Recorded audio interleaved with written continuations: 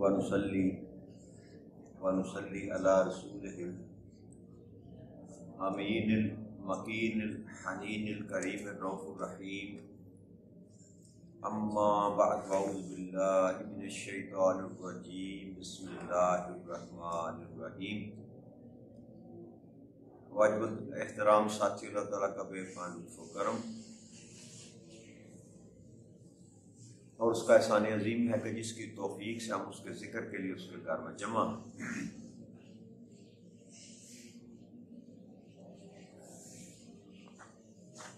آج اللہ کی توفیق سے ہم سورہ آل عمران کی آیت نمبر 147 سے اپنی گفتگو کا آغاز کریں گے.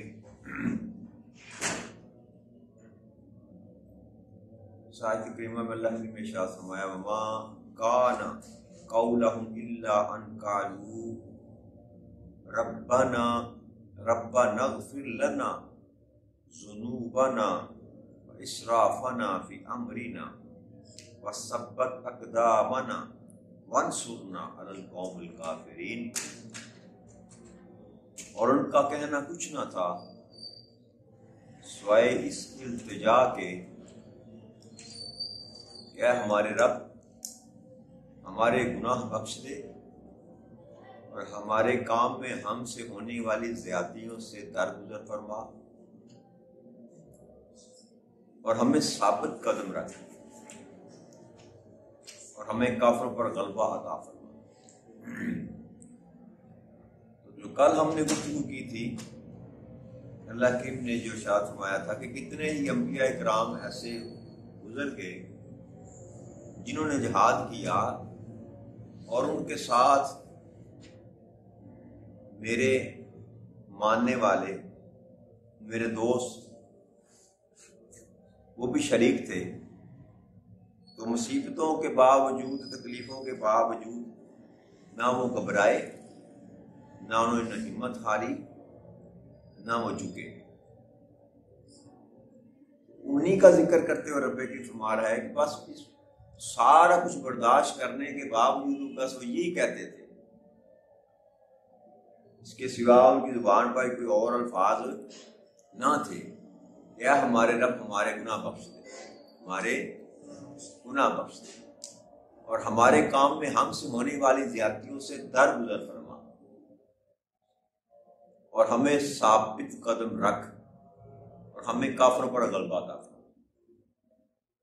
تو یہ دعا رب کریم جو ہے تلقین کر رہے ہیں ان کی وساطت سے اپنے اولیاء کی وساطت سے. اللہ کریم فرماتا ہے ربیون اللہ والے رب والے جی اللہ والے رب والے. تو اللہ کریم کہتے ہیں وہ جو اللہ والے ہوتے ہیں جو رب والے ہوتے ہیں ان کے معاملات جیسے بھی ہوں حالات جیسے بھی ہوں زندگی جیسے بھی گزرے مشکل کیسی بھی آئے وہ ہمیشہ التجا ہی کرتے ہیں رب کریم کی بارگاہ اقدس میں کہ ہمارے گناہ بخش دے ہمارے. اب یہ گناہ گاروں کی بات نہیں کی جا رہی. اس آیت کریمہ کے ساتھ جو پچھلی آیت ہے جن کا ذکر کیا جا رہا ہے یہ آیت کریمہ میں انہی لوگوں کی جو ہے نا وہ خوبیاں بیان کیا کہ وہ جو ہیں وہ کیا کہتے تھے. انبیاء کرام قتل کر دیے گئے یعنی کہ امت ہے امت کے نبی کو قتل کر دیا گیا اور امتی جو ہیں وہ بھی جہاد کر رہے ہیں قتال کر رہے ہیں شہید ہو رہے ہیں اللہ کی راہ میں مر رہے ہیں. مصیبت پڑی ہوئی ہے جان کے لالے پڑے ہوئے ہیں دشمن کے ساتھ مقاتلہ ہے اور نبی شہید کر دیے گئے. اس ماحول میں بھی اللہ فرماتے ہیں کہ وہ نہ گلہ کرتے ہیں نہ شکوہ کرتے ہیں نہ گھبراتے ہیں نہ ہمت چھوڑتے ہیں نہ کمزور پڑتے ہیں بلکہ سب کچھ سہ جانے کے بعد بھی یہ کہتے ہیں کہ رب کریم ہمارے گناہوں کو بخش دے ہمارے. حالانکہ وہ کر جہاد رہے ہیں تو کہتے ہیں ہمارے گناہوں کو بخش دے اور ہمارے کام میں ہم سے ہونے والی زیادتیوں سے درگزر فرما. اب یہ دونوں گفتگو جو اللہ کریم بتا رہے ہیں، دونوں باتیں جو کر رہے ہیں، یہ ان لوگوں کی ہیں جنہوں نے نہ گناہ کیا نہ زیادتی کی، لیکن بندگی کا تقاضا یہ ہے کہ انسان گناہ نہ بھی کرے تو اس سے مغفرت طلب کرتا رہے۔ کیوں؟ کہ انسان کو خبر نہیں ہے، ایسی باتیں، ایسے معاملات جو انسان سے سرزد ہو جاتے ہیں، جو حقیقت میں گناہ ہوتے ہیں لیکن انسان محسوس نہیں کرتا۔ تو جو اللہ والے ہوتے ہیں ان کا ہر لمحہ جو ہے، ان کی عبادت سب سے اچھی جو عبادت ان کی ہوتی ہے وہ توبہ ہوتی ہے۔ ہر وقت اللہ سے توبہ استغفار کرتے ہیں، ان کا ورد، ان کا وظیفہ استغفار اور توبہ۔ باقی تو معاملہ زندگی کی جو عبادت کرتے ہی ہوں، نمازیں بھی رکھتے ہیں، روزے بھی رکھتے ہیں، سارا کچھ کرتے ہیں، لیکن استغفار کرنا کب بھولتے؟ آقا کریم صلی اللہ علیہ وسلم کی حدیث مبارک ہے، آپ ارشاد فرماتے ہیں کہ میں دن میں 100 مرتبہ استغفار کرتا ہوں۔ دن میں کائنات کی سب سے عظیم اور سب سے معصوم ہستی جن کو اللہ کریم نے اپنی حفاظت میں رکھا، گناہ کا لفظ بھی جن کے وجود کے ساتھ لگ نہیں سکتا، تو وہ ہستی فرماتی ہے کہ میں دن میں 100 مرتبہ استغفار کرتا ہوں۔ تو مطلب کیا ہوا کہ بندہ چاہے جتنا بھی نیک ہو، اللہ کے ساتھ توبہ کا تعلق نہیں ٹوٹنا چاہیے، توبہ کا تعلق نہیں ٹوٹنا چاہیے۔ توبہ انسان کے معاملات جو ہیں ان کو آسان کرتی ہے، چھوٹی موٹی کمیاں کوتاہیاں جو رہ جاتی ہیں ان کو واش کر دیتی ہے، زندگی میں بھی انسان کے درجات کو بلند کرتی ہے، زندگی میں انسان کو، دنیا میں رب کریم اس توبہ کے صدقے انسان کو فضیلت عطا فرماتے ہیں، لوگوں کے دلوں میں اس کی محبت پیدا ہوتی ہے، لوگ اس سے پیار کرتے ہیں، اور آخرت میں بھی اس توبہ کے سبب سے رب کریم ان کے درجات کو بلند کرے۔ تو یہ توبہ جو ہے یہ انسان کی دنیا کو بھی بہتر کرتی ہے اور انسان کی آخرت کو بھی بہتر کرتی ہے۔ اور یہ توبہ کرنے والے جو ہے نا، اللہ کریم ان کو پسند فرماتا ہے، یحب التوابین، اللہ توبہ کرنے والوں کو پسند کرتا ہے، بھائی گناہ سرزد ہو یا نہ ہو، ہر وقت اس کے سامنے التجا کرتے رہنا کہ مولا ہمارے گناہ بخش دے، ہمارے گناہ بخش دے۔ جب آپ اس سے یہ دعا مانگتے رہیں گے تو جو نہ چاہتے ہوئے بھی آپ سے گناہ ہوگے وہ اللہ کریم اس کے صدقے معاف کرتا چلا جائے گا، بلکہ مستقبل میں بھی جو آپ نے گناہ کرنے ہیں رب کریم وہ بھی معاف کر دے اس توبہ کے ساتھ۔ اور دوسرا سب سے بڑا فائدہ اس کا یہ ہے میرے دوستوں بھائیوں، جو بندہ استغفار اور توبہ کو اپنی عادت بنا لیتا ہے، رب کریم اس کو محفوظ کر لیتے ہیں، شیطان اس پر وار ہی نہیں کرتا، اللہ کریم اس کو اپنی حفاظت میں لے لیتے ہیں۔ جو بندہ اللہ سے توبہ اور استغفار کرنے والا ہے، رب کریم اس پر یہ کرم کرتا ہے کہ اس کی زندگی کو اپنی حفاظت میں لے لیتے ہیں، پھر شیطان کا وار اس پر نہیں چلتا۔ تو جب شیطان مردود انسان کے وجود کو چھوڑ جاتا ہے تو پھر انسان کبھی گناہ کی طرف مائل نہیں ہوتا۔ یہ شیطان ہی تو ہے جو انسان کو بہلاتا ہے، پھسلاتا ہے، غلط راستے پر ڈالتا ہے۔ تو جب شیطان کے معاملے میں اللہ کریم نے ڈھال میسر کر دی، انسان کو دے دی، شیطان بھاگ گیا، پھر گناہ کا سوال آقا کریم صلی اللہ علیہ وسلم فرمایا کہ عمر کے سائے سے شیطان بھاگتا ہے، رضی اللہ تعالیٰ، عمر بن خطاب رضی اللہ تعالیٰ۔ اور شیطان جب دیکھتا تھا اس گلی سے عمر جا رہے ہیں وہ گلی چھوڑ دیتا، اتنا خوف تھا اس کو۔ ایک دفعہ نماز پڑھنے کے لیے جا رہے تھے، رستے میں آ گئے انسانی شکل میں، آپ نے گریبان سے پکڑ لیا. کدھر جاتا ہے خبیث؟ وہ ایسا ڈرا کہ اس کے بعد جس گلی سے عمر بن خطاب کا گزر ہوتا تھا شیطان وہ راستہ چھوڑ دیتا. تو یہ ایمان کی قوت ہے، یہ ایمان کی قوت ہے کہ شیطان اللہ والے کے قریب آتا ہی نہیں ہے، پھٹکتا ہی نہیں ہے. وہ کہتا ہے اس پہ ٹائم کیا ضائع کرنا، جس نے میرا کہا تو ماننا نہیں ہے، کسی اور جگہ پر جا کے اپنا کام کرنا. اپنی زندگی میں گناہ سے معافی مانگنے کی عادت بنا لیں، استغفار کیا کریں، جب بھی وقت ملے اللہ سے معافی مانگتے رہا کریں. استغفر اللہ چند کلمات ہیں جو زبانی یاد آسانی سے ہوئے، استغفر اللہ، بس اس سے زیادہ باقی چھوڑ دیں، لمبی دعائیں چھوڑ دیں، اتنا ہی کافی ہے. استغفر اللہ، استغفر اللہ، مولا میرے گناہ معاف کر، میری مغفرت کر. تو یہ ورد، یہ وظیفہ جو ہے یہ انسان کی زندگی کو بدل کر رکھ دیتا ہے. ایک تو اللہ کے ساتھ تعلق انسان کا پیدا ہوتا ہے. جب آپ نے استغفر اللہ کہا تو آپ کی آواز رب کریم کی بارگاہ اقدس میں پیش کی جاتی ہے. رب سنتا ہے کہ یہ بندہ مجھے پکار رہا ہے، یہ بندہ، تو اللہ کریم جواب دیتے ہیں، اللہ کریم جواب دیتے ہیں. وہ علیحدہ بات ہے کہ ہم سن نہیں سکتے. اللہ فرماتے ہیں کہ جو مجھ کو پکارتا ہے میں اس کا جواب دیتا ہوں. اسی تو مجیب الدعوہ، ہر دعا کرنے والا کا جواب دیتا ہے رب، ہر دعا کرنے والا، استغفار کرنے والے کو بھی جواب دیتا ہے. جو بھی پکارے گا رب کریم کو وہ جواب دیتا ہے. تو تعلق ڈیولپ ہوتا ہے اللہ کے ساتھ. جب آپ توبہ اور استغفار کرتے ہیں، اپنے گناہوں کی بخشش مانگتے ہیں.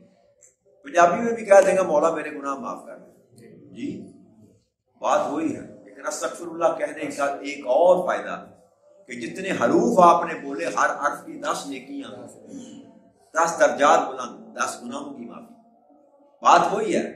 استغفر اللہ آپ نے کہا، اور آپ پنجابی میں اگر کہیں گے مولا میرے گناہ معاف کر، پیغام ایک ہی ہے.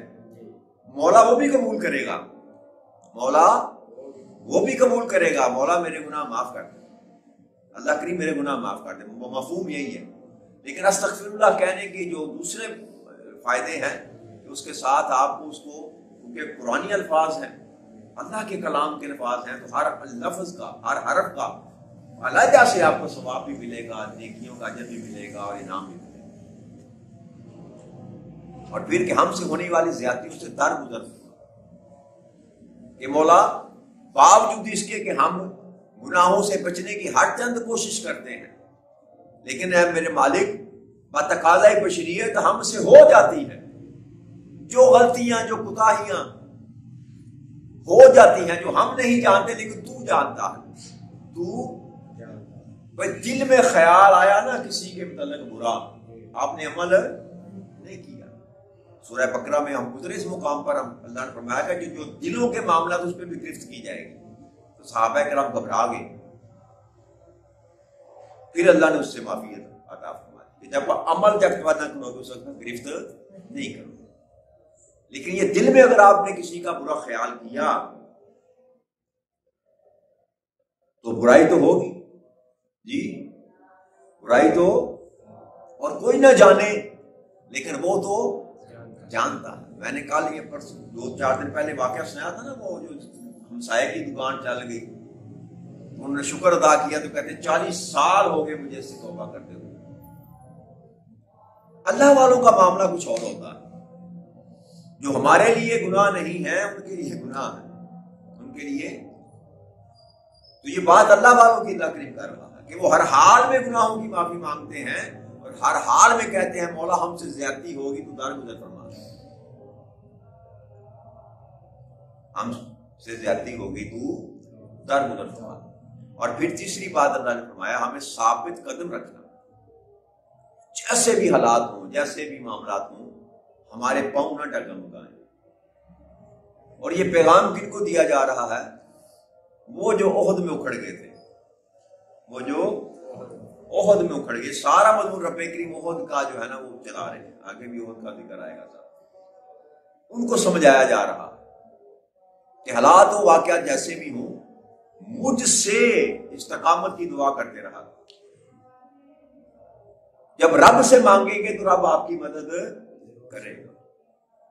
اور دلوں کو طاقت، دلوں کی تقویت، دلوں کو سکون، دلوں کو اطمینان فقط رب کے پاس ہے اور کسی کے پاس بس وہ عطا کرنے والا. دنیا کی کوئی میڈیسن، دنیا کا کوئی سپلیمنٹ آپ کے دل کو تقویت نہیں دے سکتا. قلب کی بات کر رہا ہوں، یہ اس دھڑکنے والے دل کی بات نہیں کر رہا. یعنی کہ آپ کے اندر کو کوئی چیز مضبوط نہیں، جتنے مرضی آپ جو ہے نا کھا لیں، سپلیمنٹ کر لیں، انسان کا اندر مضبوط نہیں ہو سکتا. وہ جس کو استقامت کہتے ہیں وہ کب آتی ہے؟ جب رب کریم عطا کرتا.